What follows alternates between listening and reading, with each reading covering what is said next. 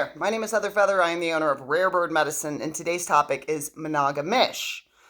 I started to realize over time how important it is if you come into relationship, whether that be a friendship, whether that be a business relationship, whether that be a romantic relationship, even familial relationships. It's really important to describe to one another what that relationship means to you. There are I come from a family of my brother and sister are both cancers. They're little nesters. They love home. They love family. And I have Cancer, Mars, and Moon. I relate. I get that. Cancer was my mother's Saturn or major life lesson. It's beautiful the way, the synchronicity of how souls come together. And I'm, Sagittarius, Gemini rising. I've got Aries, Jupiter. I've got a lot of freedom-oriented placements in my chart as well. So family is important to me, and I've had a lot of lessons around how loyalty is important to me. I'm grateful to know that now. And I also have a really strong bone in my body around freedom is important to me. And so for some of you today, you might be feeling like a friend that you have is not a friend of yours because they haven't been showing up, they haven't been calling you, they haven't been contacting you. However, many times in our friendships, both parties have a different definition of what friendship means to them. One of the largest components that works for me in a friendship, I'm well blessed in the friend department. I'm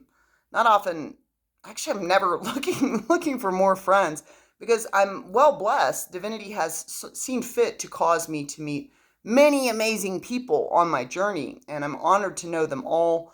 But I've talked before about how as an INFJ and as a 90% introverted person, I'm fed by being alone.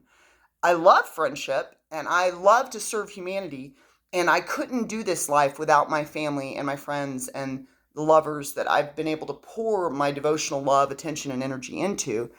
And I'm actually fed by being alone. So both can be true. However, I do draw to me a lot of friends that are much more extroverted than me, much more social than me. And I am very honest with my friends, and I tell them, like, I'm not going to pick up the phone and call you. I try to work on it, and I'll tell them I work on it, and I do work on it. But it's just not how Heather Feather rolls. Scorpio Mercury. Mercury is my communication sector. It is the quietest of all the sectors, believe it or not, even though I'm making these videos. It was a real push to get Heather Feather to make these videos because I'd rather sit and stew and marinate on the occult and mysteries and magic and what does it mean to be a good, holy magician, a sacred magician, so there's been this push from me. But a lot of times I feel in a friendship, I slight my friends. I feel in my familial relationships, I slight my family because many of those people have more extroversion, and what they need is an ear to listen, or, somebody to call them, somebody to think of them, or their love language might be time and attention, which time and attention means like I not only had the thought to call you, but I placed time and attention with you. And I have to really work to forgive myself in that vein because the primary thing I'm stewarding is Heather Feather, right? And this is the prime gal I'm going to breathe with every minute of now. And in order for me to be a good friend to anybody, I've got to be a good friend to me. And being a good friend to me means that I need my friends and family to understand when I work two jobs. I'm not going to have the attention span to give them a call. And that's friendliness from them to me. That's real familial love from them to me, for them to understand that and them to not judge me and attack me or criticize me or unconsciously demand more of me. That's truly being a friend to me. So you may have a friend right now that isn't contacting you, but have you asked them, like, I notice you don't ever call me. Are you like more introverted? Are you more insular? Is it not your nature? Like, are you being a friend to get to know that person, And in that same vein, you can express your needs. My needs are more this. Sometimes we come into friendships and it's like, well, what your need is then is people that are super extroverted and want to go to the club with you all the time. That's not going to be me. If that's the type of friendship you're seeking, that's not what I'm seeking. Sometimes we're forcing a friendship where our aims in friendship are different. And I find this to be true in relationship a bunch. And I'm actually really grateful for the whole polyamorous movement because I feel like a lot of people are not monogamous. A lot of people, like, just, I won't be getting on one again because Heather is done focusing on romantic relationship. But if you get on a dating site, you can just see how many people out there are either claiming poly or claiming that they're looking for friends with benefits or they're looking for something more casual. And I'm really grateful to, us giving labels and topics to this piece of being a human that doesn't want to be monogamous. Historically, there's a lot of pressure to be monogamous. Oh, you couldn't get divorced. I mean, you go further back and there's even many humans were in very abusive relationships and toxic relationships they couldn't get out of because you can't get divorced. You have to be married forever. And there are still philosophies on this planet today that ascribe to that system of you get with one person and you stay with them forever no matter how toxic the dynamic is to your personage, and to each their own. I don't follow that philosophy. I think that if something is toxic and consistently toxic to you, it's your duty to steward your own garden and ensure that you are finding that which serves your joy, so long as you're doing that without harm to others, And so I want to talk about monogamy, but I just want to say this piece that I'm grateful that we're giving people greater liberation to say that they're not monogamous, because I have, perhaps you have, gotten into a relationship with someone where they say they're monogamous, but they're not. They're not being monogamous.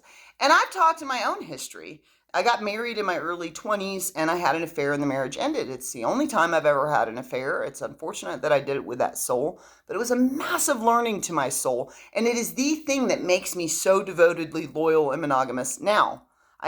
People do grow, they do evolve, they do learn lessons. And I learned the lesson and I became very aware, like that is the worst thing I've ever done. I'll never do it again. But a lot of people, I think if we're going to say we're monogamous and we're going to come into a relationship together, what does that mean for you? And what does that mean to me? To a lot of people, they'll be like, well, that just means that I don't sleep with anyone else, For me, if I join a partner in a monogamous relationship, not only do I not sleep with anyone else, I don't flirt with anyone else, I don't call anyone else specific loving names that I only give to the beloved, I don't masturbate to the thought of anyone else. I don't scroll endlessly through Instagram looking at flesh costumes like they're sacks of meat on a hook. I don't watch porn. I use my imagination to stimulate myself when I masturbate, when I'm not with my partner. And I use that imagination to think of them. Because I've had a difficult lesson around loyalty and around what monogamy will ultimately mean to me. So I am not monogamish. I am monogamous. And when I get into a relationship and I commit to someone, they have my devotion. I can recognize a beautiful man, woman, they. I can recognize a handsome, attractive person coming into a room, and I can appreciate their beauty. But there's much more that goes into union and partnership for me than beauty. And actually, beauty is the last of the check marks on my list of what I'm looking for in partnership. I'm looking for kindness. I'm looking for outward focus. I'm looking for emotional intelligence as well as intellectual intelligence, And so we're all going to grow old and rot off these bones or turn to ash one day. I don't have the same drive that I had in my youth for visual stimulation. And I can find many things attractive. So for me now, partnership revolves around the content behind the flesh costume. And actually, partnership for me now is a null and void, because this year I've decided not to focus on romance. It's been a great distractor in my life because I believe that there is possibility of having a healthy union in this realm. And I continue to find a lot of humans in a really toxic state that are unaware of where they're pinned. I myself have been many times unaware of where I've been pinned in a toxic state. But many will say they are monogamous, and every single night they'll sit and scroll through Instagram looking at other women's bodies. Like, I've never just scrolled looking at people's bodies. Heather Feather has never done that. Here's a body, here's a body, here's a body. This gives me sexual stimulation. What we do know is that if you watch a lot of pornography, if you give a lot of your attention to a lot of sexual energy that is outside of something that you are actively engaging with, it can actually lower your testosterone, it can lower your sex drive, it actually can affect your sexual capacities with the partner that you say you're being loyal and monogamous to.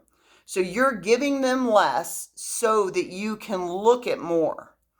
And that's okay. But do you have that agreement with them? Have you talked to your partner and said, I'm going to scroll through Instagram and look at women's bodies between the ages of 18 to 24 endlessly. And, feel free as well to scroll and roll through any town or any social media and look at people's bodies yourself. Do you have that agreement with your partner as you do that if you're in a monogamous relationship? That's honesty. That's integrity. That is loyalty. So if you're giving loyalty, have you really given it? Because I think, in my experience, a lot of people say they're monogamous, but they're not. Their attention is very easily diverted into other avenues, whether that be porn, whether that be AI that is sexually inclined. They turn their attention towards other things, and they pour their sexual energy and their sexual focus and their sexual attentions into this dynamic, but they don't communicate about it. They don't say like, oh, I'm going to watch porn. Like, it becomes this weird private, like, oh my God, I can't talk about how I like to watch porn. And it's fair enough. I've met a lot of heteronormative females with a heteronormative male that have learned that their partner watches porn, and it's very upsetting. But I gotta say, I think the larger part that's upsetting is not being honest and clear and open as you come together in a partnership and as you choose to make a commitment, being clear about what does that commitment mean. So today I'm asking you, what do your friendships mean? Do you ever find that your friends disappoint you, that they don't deliver on what it is you seek? Have you communicated with them about what you seek? This is what I seek. This is what my needs are in a friendship. Are we even on the same page? Are we even on the same page? Well, one of the number one things I seek in a friendship is the freedom for Heather's soul that is carrying Heather's flesh costume through life, and Heather's mind and Heather's heart to be devoted to Heather's vision and Heather's life. And if we get to have a friendly interaction, I love you. I'm going to give you all that I've got. However, in order for Heather to create and manifest what she desires in this life, it's going to require a lot of attention. So I'm not going to be able to be the type of friend or the type of lady that just unlimited. I'm not that woman that's going to call and just talk on the phone. Talking on the phone is the last thing I want to do. I do it for both of my jobs, So when I'm not doing it for both my jobs, my preference is to be introverted. But if you're here with Heather Feather, then I'm grateful to listen endlessly to your stories and to nurture you and to feed you and to mother hen you with my Cancer, Mars, and Moon, So I'm recognizing this in myself. I need to go to my friends and have a clearer communication. Some of them know, and they know me well, and we talk, and I love it, and I love that freedom that they know if I don't answer the phone or if I don't get their calls 7 times in a row, at some point I'm going to call them back, we'll connect, and it will all be in divine timing. And I love that freedom, and I love to extend that freedom. My friends know they don't have to pick up the phone, they don't have to respond, they don't have to respond to my texts, they don't have to respond to my calls. You do you, boo-boo, and get to me if you feel like it's something you want to do. And I will never take offense because that freedom really feels like friendliness to me. So do you know the dynamics that are present with your friends? Are you all in agreement? Are you in alignment? Do you have any desire today to get clear on what it means for you to come together in that way? What about with your family? I could probably stand a little bit more conversation with my family around how, I continue to say it, but probably just hey, if you want to talk to me, call me. Because Heather's studying or writing a class or creating a college or doing, she's painting or so if you want to talk to me, call me, right? But there's certainly a piece around relationship. If Heather comes into a union again, it will be because divinity chose to have somebody bark up her tree that she wants to climb up her tree. And so if that occurs, one of the first things I'm going to do now from my awareness of the difference in dynamics of how we define things is say, what does monogamy mean to you? What does it mean to you to be loyal? And what will you do with your sexual attention and energies when you're in union with me? You're always welcome to clarify what definitions mean. You can always subscribe to Rare Bird Medicine on YouTube, like and comment there. Amun.